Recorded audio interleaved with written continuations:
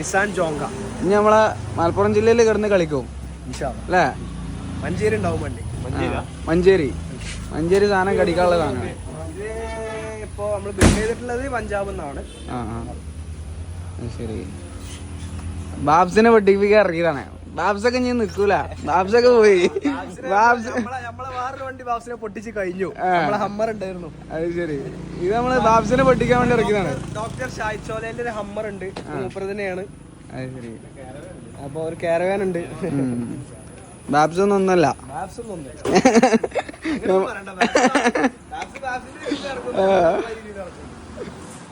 കിട്ടില്ല സാധനം കേട്ടോ.